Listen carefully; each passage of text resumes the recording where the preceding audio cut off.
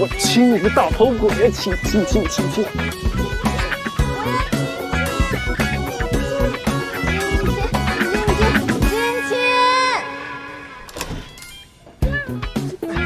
别进来，你睡门口啊你！你公分一下！二叔一家只会用这种下作的手段，不过这正好给了我一次接近他的机会。很高兴认识陆总，陆总胆识过人，让人钦佩，比外面那些又老又胆小的狐狸看着顺眼多了。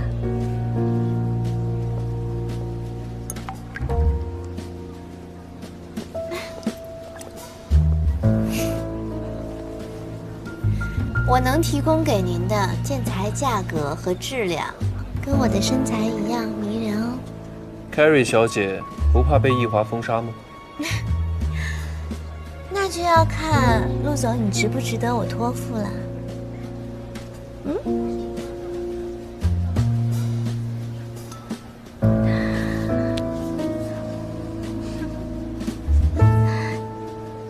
Carrie 小姐经验绝绝，这份优待我可不敢独享，否则要成为全场男人的公敌了。我很想跟你交这个朋友，干一杯吧。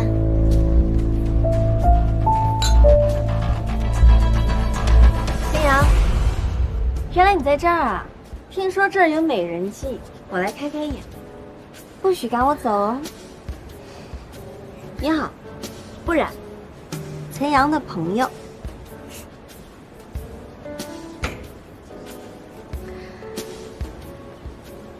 Carrie，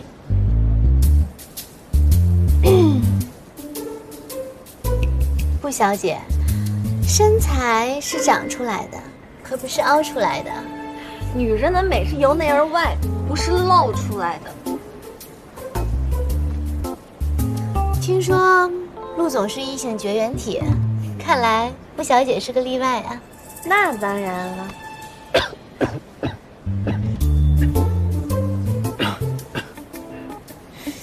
还不走，看来只能放大招。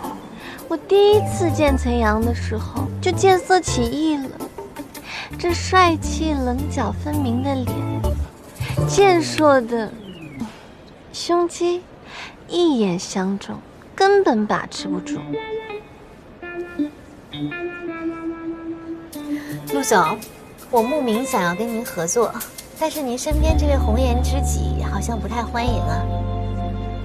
你也知道，在易华和痞上之间选择站你的只有我，您不能因为我是个女流之辈就把我看低了吧 Carrie 小姐，我肯定没有这么想。那干了这杯酒，我们就是一体的了。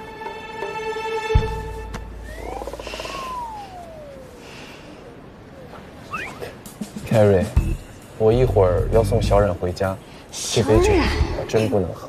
陆总，你这是在婉拒我吗？这样，我给你叫代驾。陈阳说了，要亲自送我回家，当然是不想有第三人打扰。布小姐，陆总待你这么好，你可不要恃宠而骄啊。陆总，请您给我一杯香槟的面子，我保证，我给你的助力一定会大于林总和刘总的总和。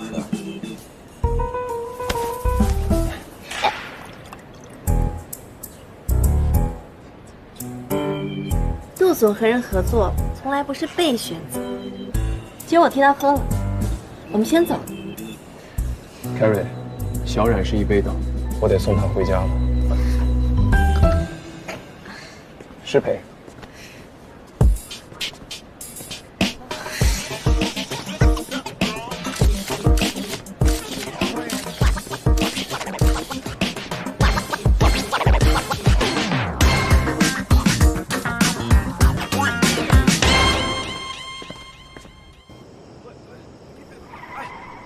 别动我方向盘！快，坐好！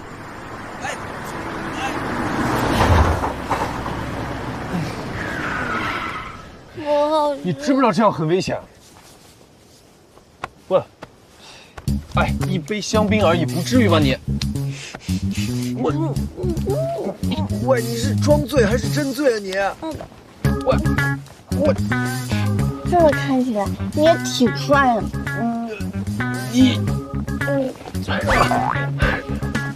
你在这，我对你不客气了。喂，你到底怎么回事？那干了这杯酒，我们就是一体的了。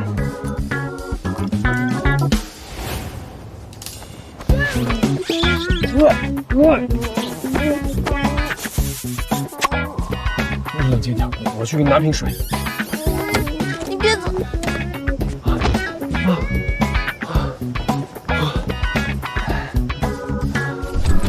你冷静一点，应该是凯瑞。喂，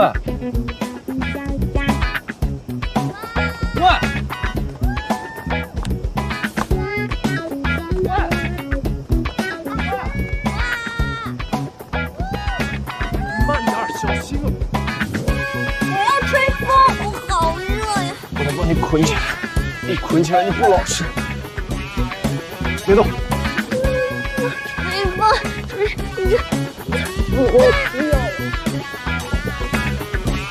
冷静点，冷静点，喝口水，喝口水。哎，我亲你个大头鬼！亲！别进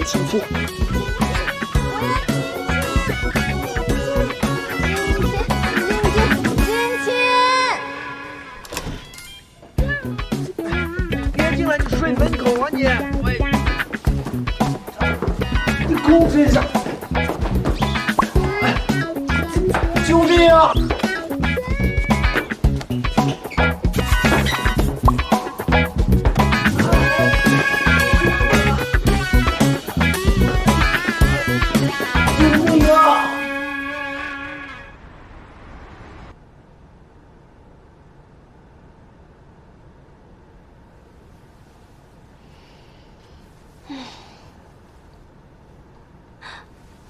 我这是在什么地方？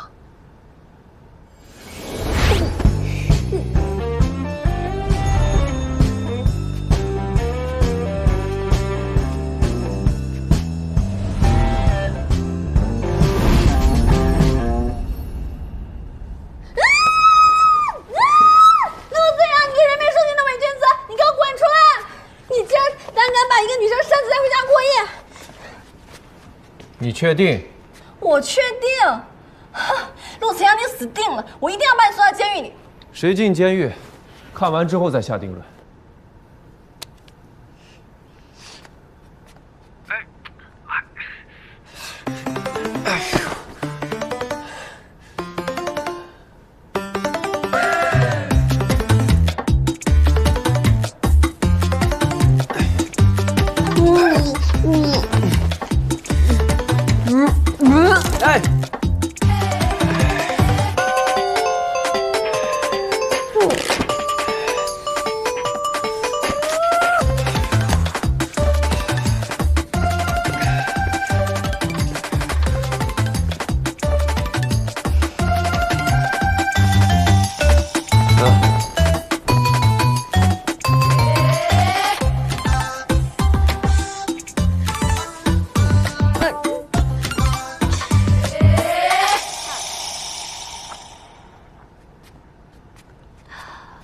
看到了吧？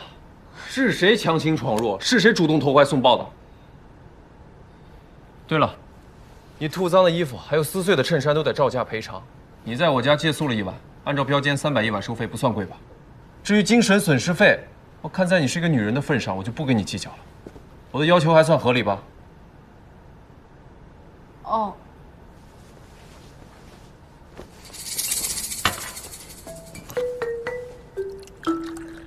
昨天晚上你是怎么知道我在那儿？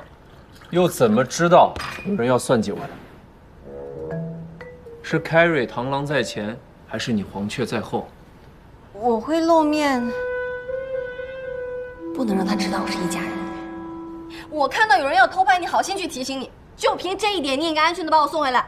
而且我已经同意了等价赔偿，现在到你了，昨天我帮了你，就算你的救命恩人，你打算怎么谢我？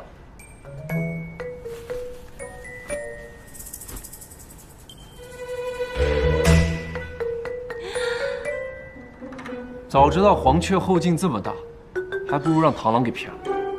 停！我不是也是因为酒里被人下药了吗？我就知道你被人下了药，所以你昨晚那么折腾我，我都没有计较。你替我挡了灾，昨晚的事情我可以当没发生。哎喂，你这个人别说的好像你受了委屈似的，行吧？我主脸没谈呢，我亏大了。我懒得跟你说这些，赶紧出去。我还有话没说，听我把话说完了。你别等我说完嘛。你有完没完了？反正不管怎么说，我为你牺牲够大。昨天的事算了可以，但是你必须要答应我一件事。只要你不借此讹我负责，尽管说。稀罕你。我希望我能加入品上。品上不是什么人都能进的，你别想走后门。奶奶要是知道我失败了，一定会不管我妈的。不行，我得想办法进入。恭喜各位进入复试。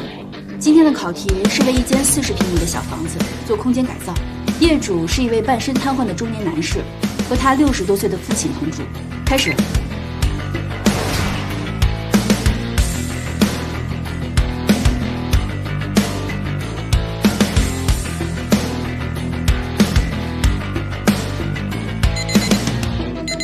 时间到，谁想先来作品阐述？我的设计主旨是打破圆户型的空间格局，开放式设置空间。你看这个，方便房主在室内的活动，而收纳则更多的利用上层空间，如吊柜、上下床位等。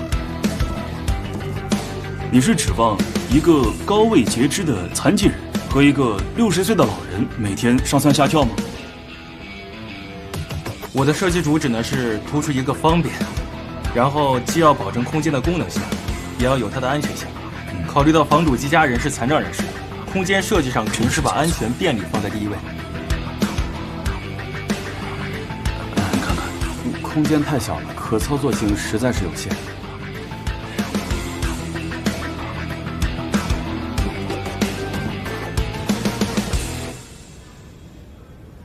下一位。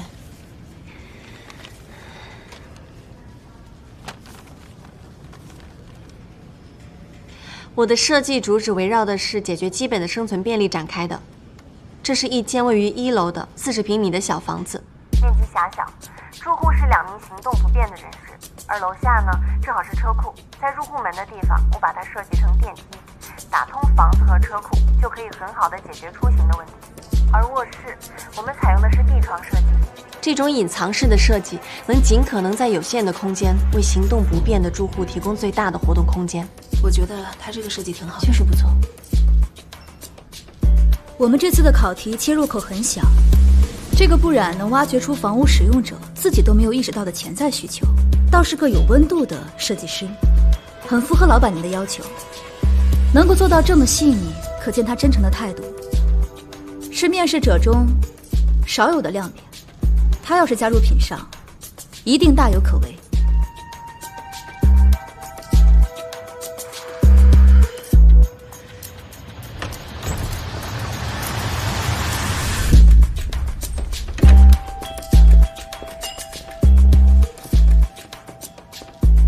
现在公布通过面试人员名单：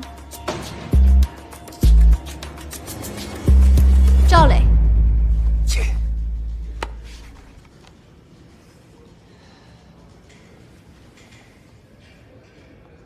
不然，恭喜2位通过本次面试。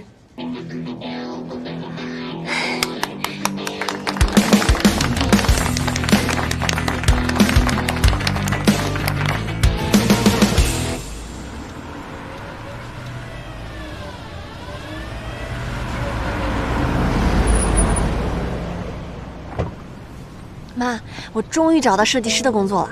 离我的梦想又近了一步。哎，稍等，还没找你钱呢。哎，您就安心住院吧，医药费的事情不用操心。等我一会儿接了我爸回去，我们团聚，咱家的日子一定会越来越好。小姐，给您钱。谢谢啊。妈，我到了，不跟你说了啊。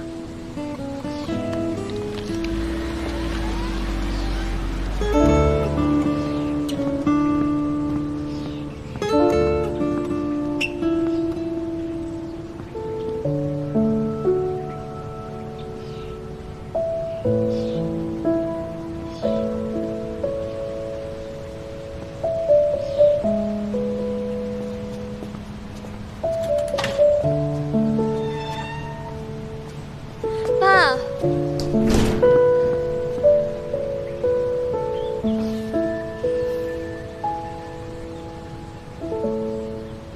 有钱吗？您要钱干嘛呀？我在里边关了7年了，那出来不得泡个澡、按个摩，喝点小酒，享受一下新生活呀？快点！怎么，都舍不得给你爸点钱花？您就不问问为什么只有我来接你吗？是没看见咱家车。您都不关心我妈在哪儿吗？妈被2叔一家气到心脏病发，幸亏抢救及时。我先带你去医院看看，走。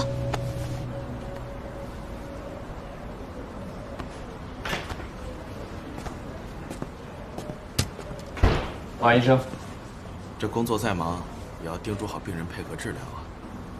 思琪只有每次都按时治疗，这效果才会出来。遇到像你这么认真负责的医生，我才敢偶尔开小差的。放心吧，之后我一定会按时按点的盯着他来针灸的。还需要40分钟。明白。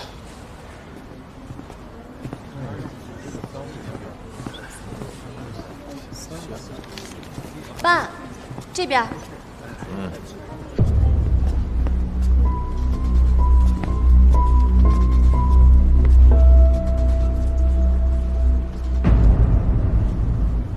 妈，您看谁来了？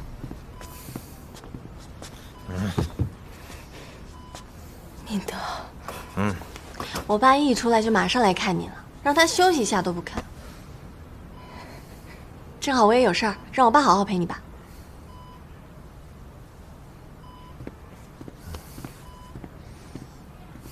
明德，你受苦了，我天天盼着你回来的时候，就是我们一家团聚的时候。可是我这身体不争气，才给你看病，花那么多钱，舍不得给我一点买酒喝，真是个孝顺的闺女。白眼狼。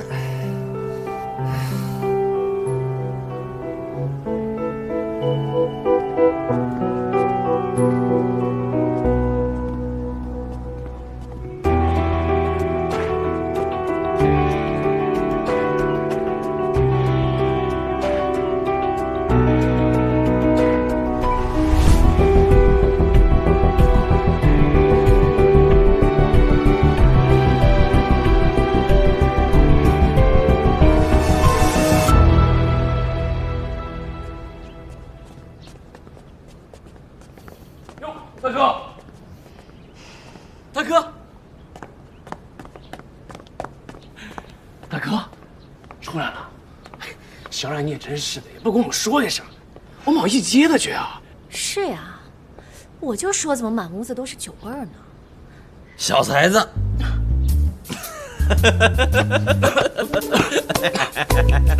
哎，这几年没见，发福啊你，有钱吗？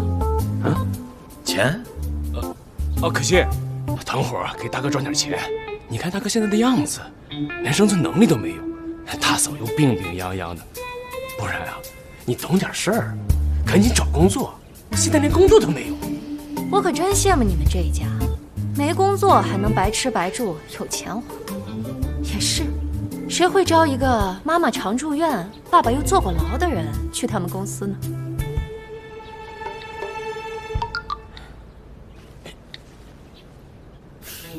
够意思，多谢啊，弟妹，谢谢啊。叔叔的消息也没有很灵通啊。你还不知道我马上就要入职品上了吧？我已经告诉奶奶了，奶奶对我特别满意，这还要感谢叔叔婶婶的不作为。你要是这么快能进品上啊，那我明天能当那就拭目以待。你最好像你说的那样，不然迟早被赶出家门。哼。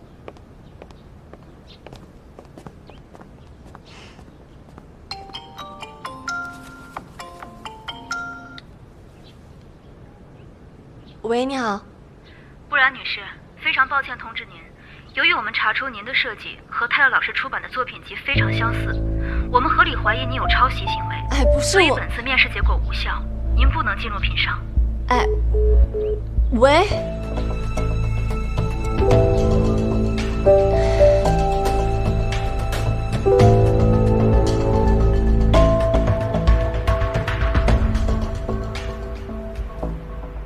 录用了又取消，品上没有这样的先例。老板放弃他，有什么特别的原因吗？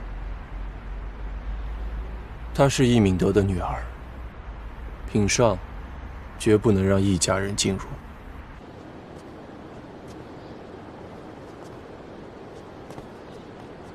陆总，陆总，我没有抄袭他，是他窃取了我的作品。这是在我们第一次见面的时候就已经跟您解释过了，我才是那个受害者。如果你们要因为这个原因就取消我的面试资格，那我不接受。不接受又能怎样？泰勒是有社会威望的资深空间设计大师，你呢？一个肄业学生，一个枪手，还是一个名声不怎么好听的女人。你觉得我应该相信谁？我能证明自己的能力。能力？哼，能力再好，但人品败坏、背信弃义，靠出卖别人获得利益的这种人，能力再好我也不会用的。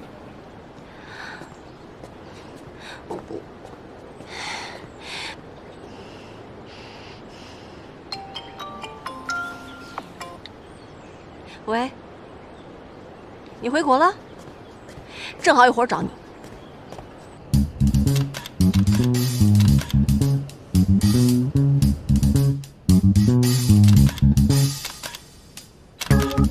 可以啊，秦徐，你调查的还挺清楚。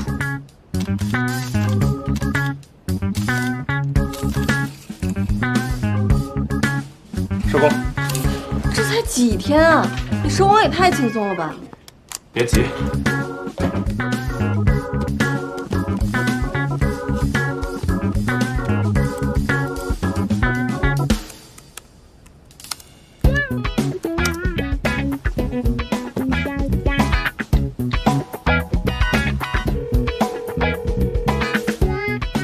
你老公出轨的证据我已经发给你了，就按我们之前说好的，我不要报酬，你把你名下福月阁那套房产低价租给我。好，合作愉快。近水楼台先得月，我就不信我搬到陆慈阳对面住还找不到机会。不然，我虽然愿意帮你，不过我也挺替你担心的。你想利用陆岑阳成为你手里的王炸，事实很有可能是你变成他手里的1对3。二叔一家对我严防死守，我根本找不到合适的工作。虽然我现在还进不了品上，但如果我靠实力解开了和陆岑阳的误会，又未必没有机会啊。毕竟品上看重的是设计。陆岑阳呢是误会你抄袭泰勒才讨厌你，既然是误会，早晚能解开，放宽心吧。嗯。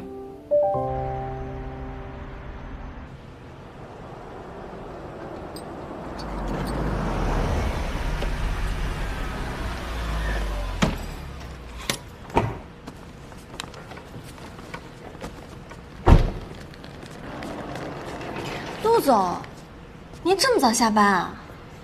你要干嘛？物归原主。为了还风衣，特地找到这儿。你能替我搬家吗？不远，就在你对门。所以你明摆着是冲我来的。是啊，你说的对。这儿房租可不便宜，这么舍得下血本，看来你企图不小啊。当然了，如果一不小心被陆总发现了我的设计能力，品上的大门也不是永远关上的。再说这远亲不如近邻，我看您是舍不得搬离福月阁，那我只好搬过来了，是不是很有诚意啊？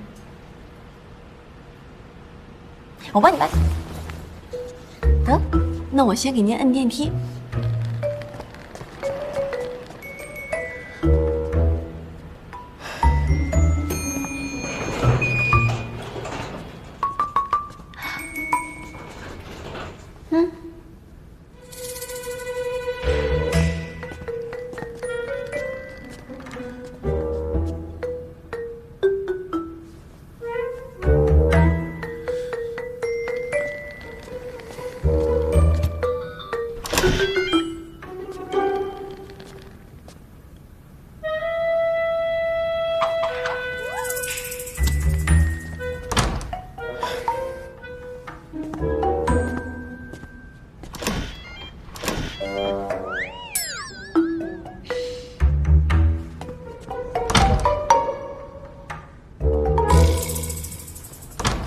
我今天开门红，不仅跟陆晨阳打了招呼，还让他感受到了我的诚意。还跟我提诚意，他们一家人有诚意吗？果然跟他爸一样虚伪。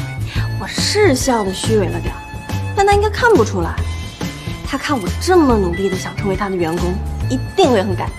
他装模作样的掩盖自己的真实目的，是他小看我了，还是高看他自己了？那你很快就能成功了。他花了3年的时间，把品商做到现在的规模。直接跟一花叫板，这个人应该很有头脑，可能没有看起来的好对付。要对付他，就直接告诉他，不让他进品上的原因是因为他是一家人，让他死心。像他这么死皮赖脸的人，你越是赶他，越容易激起他纠缠的斗志，反而不如让他以为自己看到目标，却要一次次的承受打击更有意思。谁让她是易敏德的女儿？每个人都要为自己的行为付出代价。来都来了，谁也别想让我空手而归。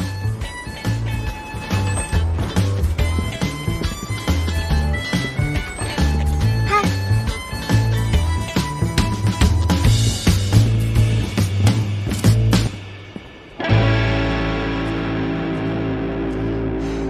既然决定长期奋战，不如把这里当成作品来做。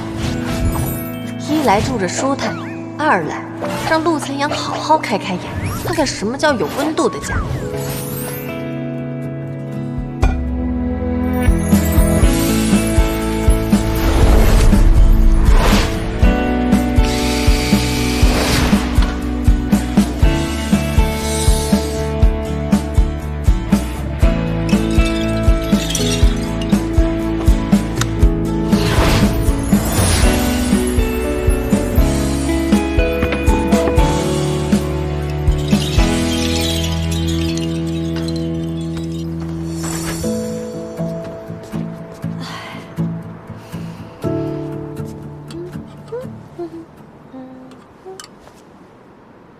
我得想办法让他看到我的设计作品。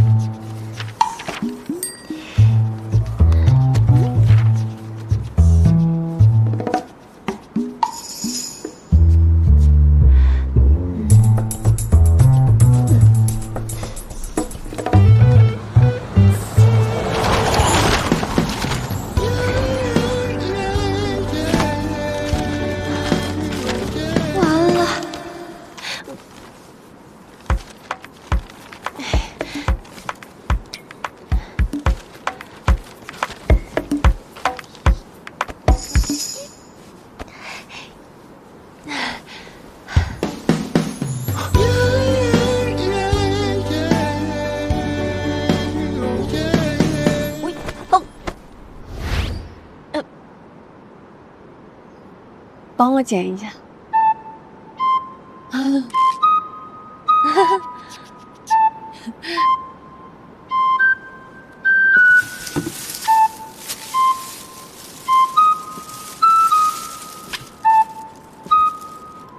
谢谢。龌龊！哎，我不是那个意思啊！你看这，看这里。情绪这么低落，老铁，我太过理想化了。我以为我在国外有那么多的案例，只要陆思阳看见，他一定会动心的。结果他连他也看他都懒得看一眼。短暂受挫可以，但心气咱们得越挫越勇。对陆岑阳请君入瓮行不通，那咱们就来个抛砖引玉。怎么个抛砖引玉法？首先，我们一定要承接一个能够一战成名的设计项目，一定得是陆岑阳不能忽视的那种。现在哪有这种项目啊？我自有妙计，去我家你知道。走。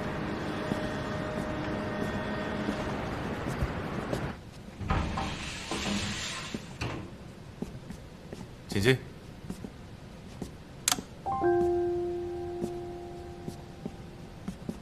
挺温馨的。这地段的房子不便宜啊。那必须。20多年前，我妈一个人领路出国，各种脏活累活都干，对自己可是特别的抠。我以前呢还总怪她不给我买礼物，等她撒手人寰了，才发现她一次性给我送了好多套房子。我妈对房子有执念。我之前听她说过，我爸是建筑设计师出身的。我想她要不是太恨他了，就是太爱他了。怪不得你会跟我做朋友。你是在我身上找爹的影子呢。去你的！怎么样？我这个房子交给你。你这不都装修过了吗？我这些装修都太老旧了。你铺垫这么久，就是想让我免费给你设计房子？那你肯不肯中计嘛？我是最了解你的设计师，你要是把这个房子交给别人，我还会生气。不愧是我的老铁，靠谱。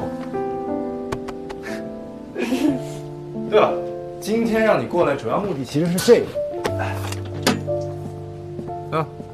我偶尔也会去做捐款，只要是捐赠人，每年都会收到福利院的定制台历。福利院的设施老旧，最近需要改建翻修。我打听了一下，品上这次对改建非常感兴趣。怎么样？要不要挑战一下？你帮我引荐一下。明天带你去。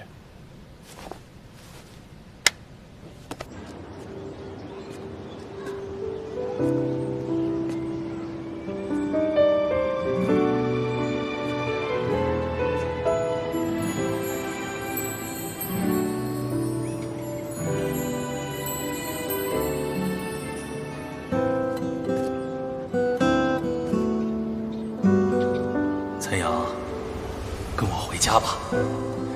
以后我会教你很多东西，等你学会了本事，可以帮福利院做更多的事儿。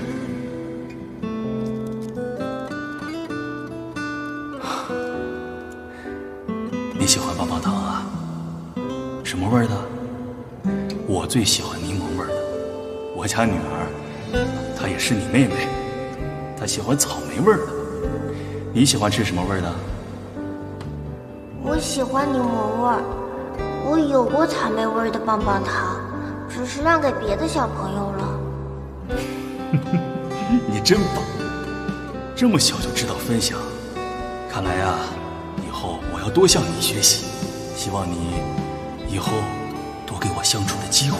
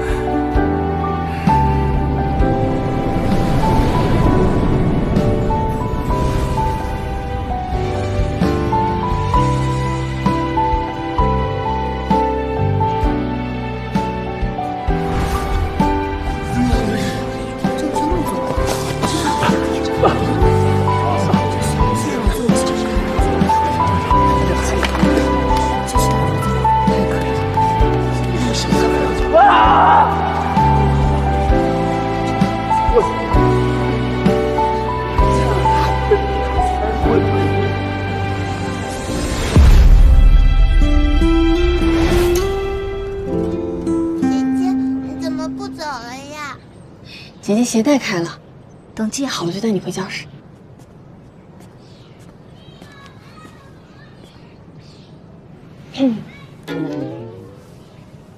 这么巧你也来献爱心啊？早知道我们可以一起来了。巧吗？我看有人是假借献爱心，其实另有所图吧。那我就开门见山了。如果你是秀道福利院改建才过来，你最好别打这儿的主意。像你这种以抄袭别人作品为生的菜鸟，没有资格成为改建这里的设计师。有没有资格是靠水平说话的。姐姐这就带你回去。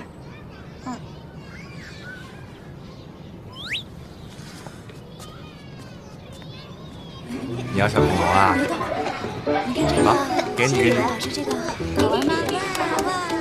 哎，你看会动，你看。碰到了。这个人真是气死我了，比我还能说。青青哥哥，哥哥，我们一起跳舞吧。是啊，哥哥。走啊，跟小朋友跳舞去。我不会跳舞。姐姐，我们姐姐，来吧，不会跳舞。小朋友的舞随意发挥。好，准备好了。3、2、1，开始。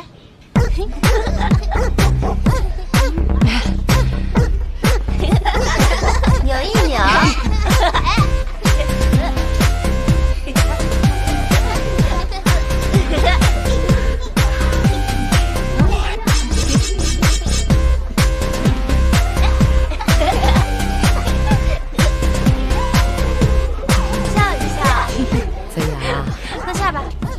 那位是秦先生，也是捐助人。他说他的朋友不染是位优秀的空间设计师，说想帮咱们改建呐出点主意。哼，果然，院长，不是什么人的话都能相信的。哎，你也别老把人想得那么坏。这个布小姐一看就不会带孩子，但是她今天呢，没有拒绝一个孩子的要求。还主动帮助孩子，陪他们玩。你看，孩子们都喜欢他。你看他跳童舞那个敷衍的样子，连小朋友都不如，能懂什么小朋友的心思？哎呀，你说什么呢？走了。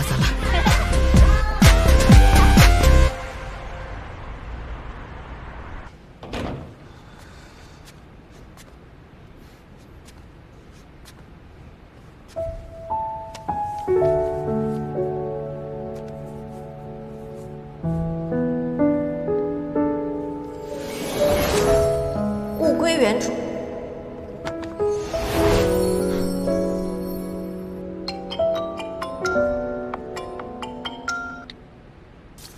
喂，老板，我调查到，易华已经表示要和泰勒合作了。知道合作的是什么项目吗？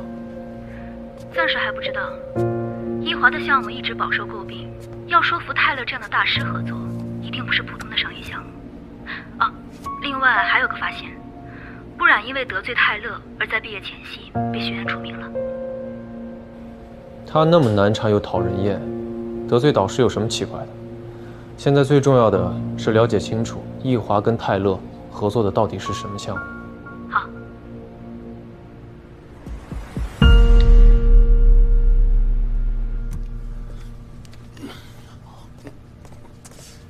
你知道现在都几点了吗？不怕被你奶奶看见？知道你整天在干嘛？和泰勒那边联络有时差，起晚了。闻闻你身的酒气，啊！幸亏没被你奶奶看见，赶紧把自己收拾干净了。知道了。哎，对了，泰勒那边有回复了吗？啊，泰勒说还有其他本地公司也在联络他，而且对他作品的解读非常专业，他需要时间考虑。我们易华想合作的人，谁敢跟我们接活？我才是陆森阳，不染不是接近他吗？很有可能帮他解读了泰勒的设计思维。陆森阳说到泰勒心里去了，很心的痛。偏偏你奶奶不让我们干涉不染。哼，不过我有办法治他。爸，你有什么办法？福月阁，我有眼线。不然，不是搬到陆岑阳隔壁了吗？而且租期很短。咱们可以把那套房子买下来。隔壁房东，我们打过交道，聊得来。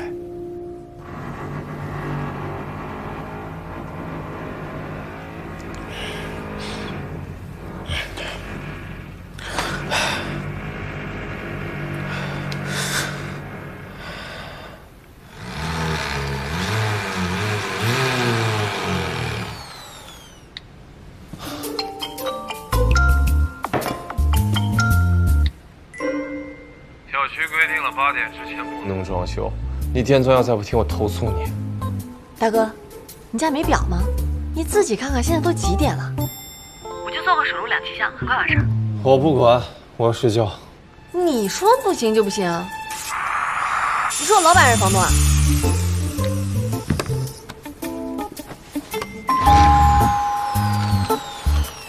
这抗议都到家门口来了，正好让你看看我的新作。哎，您是布小姐吧？我是，您找我什么事儿吗？是这样，房东委托我们呢卖掉这套房子，我是来跟您打个招呼。我才刚租下来。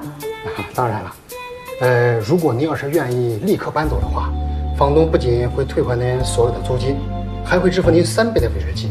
您要是不愿意的话，按照合同，您可能只能拿到剩余的租金。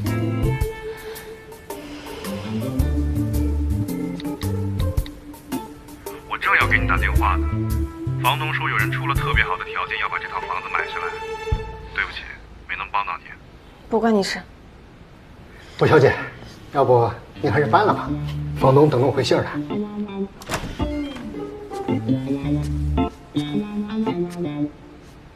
这房子要卖吗？是的，先生，不过已经有人预定了。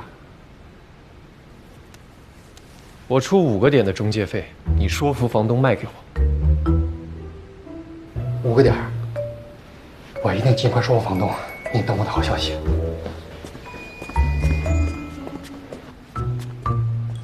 刚说什么来着？我是你老板还是你房东？看来很快我就要成为你的房东了。你就这么想赶我走？大概吧。那我会要求赔偿的。那也是前房东的事儿。那你就真等买了再来显摆。Hey, Mr. Taylor, have you made your decision yet?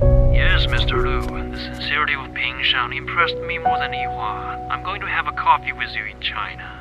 I heard you have a great passion about coffee. I can't wait for you to share it. I will book the nearest flight for you. 我已经联系了泰勒老师，你是他的学生，应该知道他是公认的优秀设计师。福利院的事情，你可以死心了吧？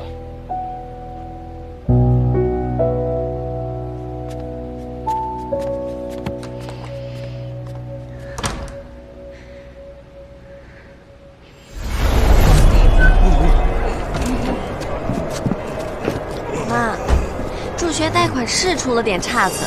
但是你不用担心，我还要勤工俭学的嘛。而且这学期泰勒教授可带我做项目了。我不跟你说了啊，我要上去交设计稿了。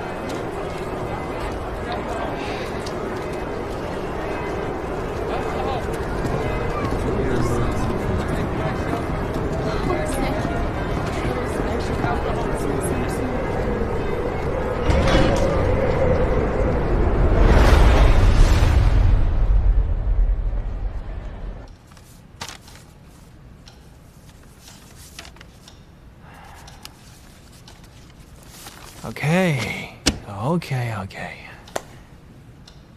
Boran, I know you're having big problems about your student loan, right? And yeah. You don't have to worry about that, because I will make special recommendation for you. And you have scholarship for my department. Huh? How about that? Thank you very much. I will do my very best. Actually, your family has always carried favor with me, and your uncle also helped me to have an exhibition in China. I know they're not very nice to you, I promise him, if you are be my girl, and they won't give you a hard time. Now let me see your shape, okay?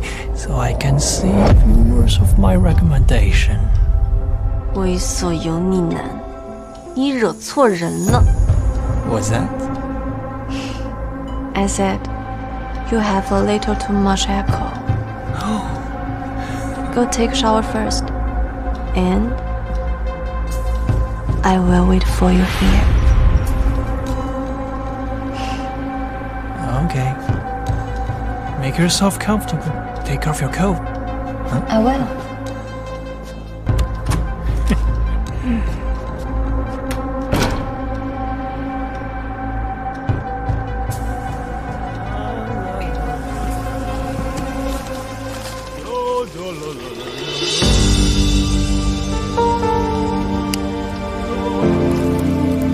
你们狼狈为奸，合起伙来算计我。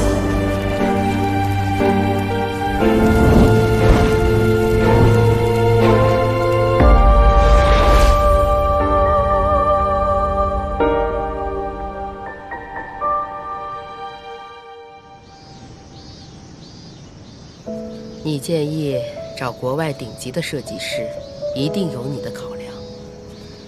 但是岑阳啊，福利院的孩子们已经缺失了太多的爱，在他们住的地方，要让他们更有家的感觉。我明白，这也是我爸爸建设这所福利院的初衷。虽然跟他比，我还差得很远，但我会尽我所能，不会让用心不纯的人参与进来的。 你是说，布小姐吧？她早就放弃了。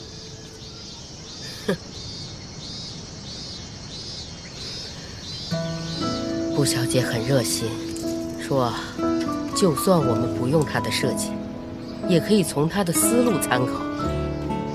我看单凭这份用心和真诚，她挺合适的。院长，你也知道。 我不会无缘无故的防备一个人的。我知道，你在商场打拼，见惯了很多的恶人，但是在福利院不一样啊！我没少见到善良的眼神，眼神的干净不干净，是伪装不了的。你呀，去聊两句吧，我先进教室等你。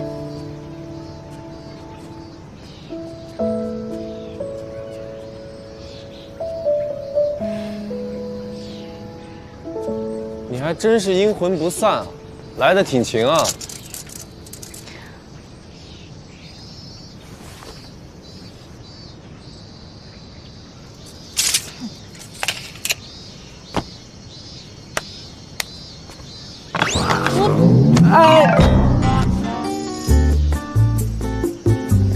属狗的你啊！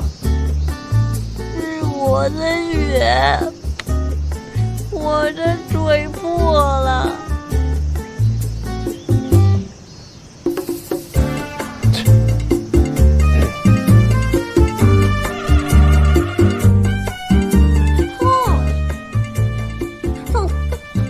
好了。这个。 3岁小孩叫的都没你大声。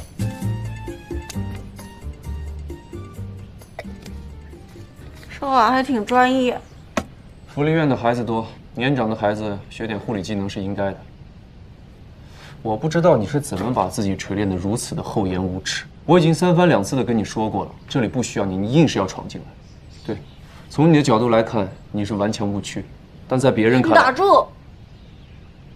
我现在不想听你评价我，又不是给你画图，你1句2句3句，你当自己上公开课。我知道你打算用泰勒，但是那又怎么样呢？改建是招标制的，你面临的对手很多，就算有了泰勒，你也不一定能稳赢。但是多了我一个助力，可以增加你的赢面。就凭你啊？凭我怎么了？我知道你在防卫我，还一直用刻薄的语气打压我的积极性，确实很成功。我在某一刻。确实想过要走人，但是之所以现在你还能在这儿看到我，是因为我坚信孩子们最清楚哪位设计师能实现他们的愿望。就这一次，不管之后你会不会用我的作品，让我也尽一份力。你知道有多少别有用心的公司打福利院改建的主意？这里的每个孩子的情感都很纯洁又脆弱，容不得一丝杂质。我不会允许他们参与进来，更不会对你破例。你休息一会儿，自己回去，别让我赶你，否则当邻居得多尴尬。你还知道我是你邻居啊？那你更是我的租客，我可以随时赶你走。把东西收拾好。安慰。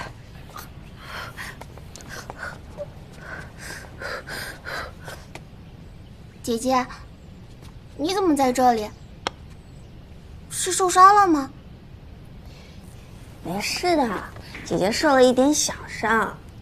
给你棒棒糖，它是有魔法的，我不能吃，把魔法给你，你快点好起来哦。谢谢豆花，有你的安慰，姐姐的心情一下就好了。你是不是和陆叔叔吵架了呀？陆叔叔，这个陆叔叔是不是你见过最凶、最讨厌的叔叔？才不是，他是我们这里的守护神。小孩子可不能吹牛啊！真的，院长说他管很大的企业，非常忙，但再忙也会记得我们每个人的生日，送我们写在许愿卡上的礼物，了解每个人的爱好，还会请最好的老师来给我们上兴趣课呢。他是最棒的叔叔，姐姐，你不要生陆叔叔的气了。说到底，他也是为了这些可爱的小朋友。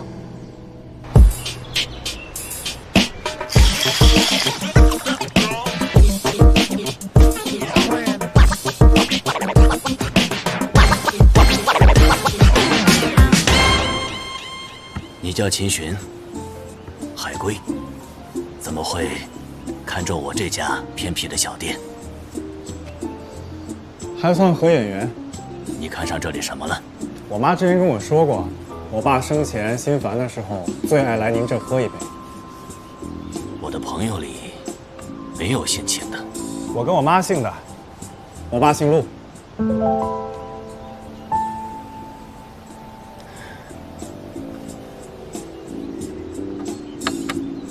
我这里白天卖咖啡，你行吗？把你们这最好的咖啡师叫出来，切磋一下。老许，哎，陈阳，今天怎么有空啊？马上要跟一个国际级的设计大咖合作了，对方是个咖啡发烧友，想着找点共同话题，就找你临时抱佛脚。巧了，我这儿啊，刚来一个新人，自诩冲咖啡很牛。秦轩，想喝什么，吩咐他。好，你忙。我们之前在福利院见过，你跟不然一起的。陆总好记性啊！想喝什么咖啡？你最拿手的。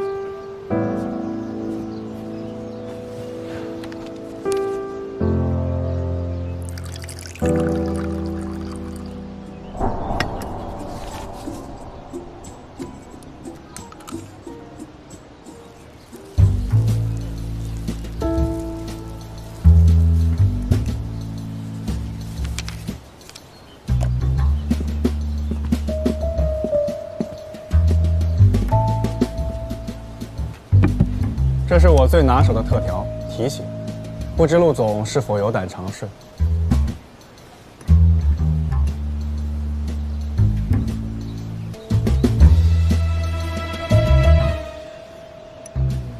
忘了告诉陆总了，国外的人都喜欢喝各式各样的特调，特别是有故事的那种。故事呢？只是一个被抛弃的孩子的故事，没什么可讲的。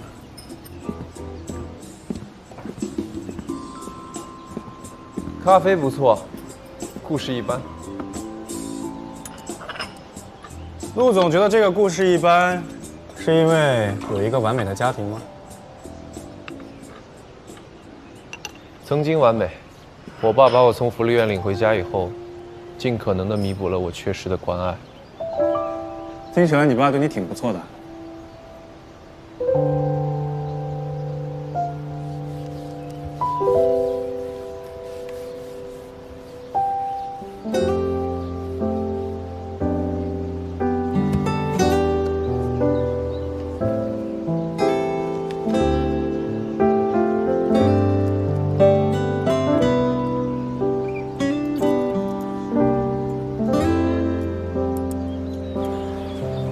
下次记得提前把故事编好。你早就识破我了，为什么还要喝那口？你是不满我对不染的态度，才故意捉弄我的吧？你是她男朋友？是朋友。哦，备胎啊，难怪。我很好奇，陆总就没有纯粹对一个人好过吗？还是说陆总对别人好都是带有目的的，所以看别人也是这样？他租的房子我已经买下了，但我并没有要赶走他的意思。你猜，我的好意是纯粹的，还是别有用心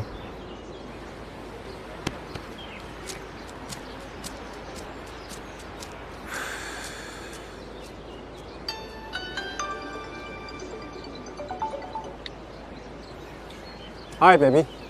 What's going on with Tater? He stood you up?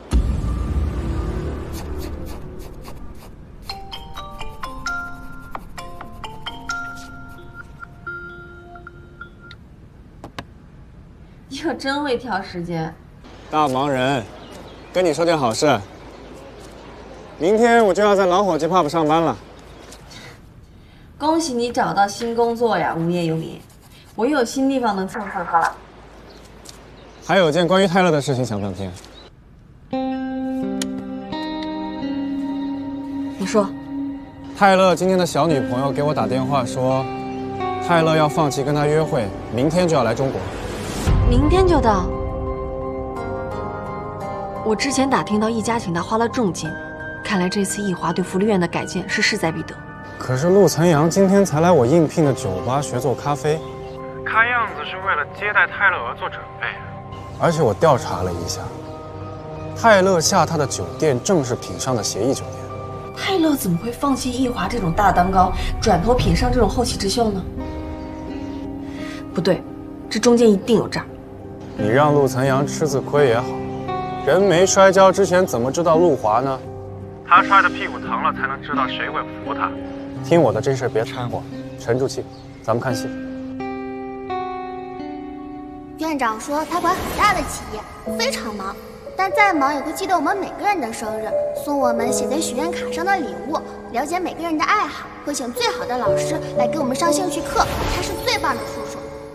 陆岑阳这个人虽然表面上看起来清高自大，说话欠揍，但他是福利院孩子们精神和物质的双重保障。要是让泰勒这种人来搞设计，那么孩子们梦想的菜园就全都毁了。帮陆岑阳就是帮孩子们。如果是易家在算计他呢？谁让我和福利院的孩子们是朋友呢？你帮我查一下，泰勒明天什么时候到？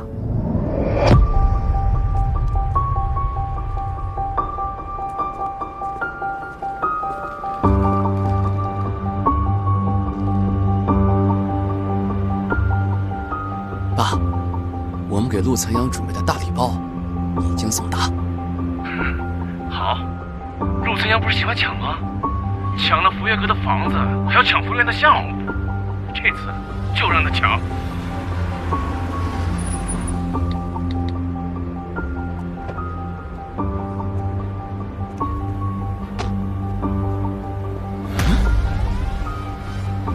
不然。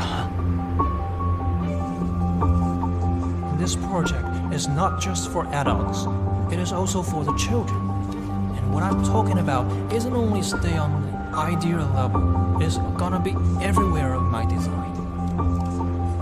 And I think the kid will like this, the children will love this. At this point, if we continually further this idea... You set fire to my home!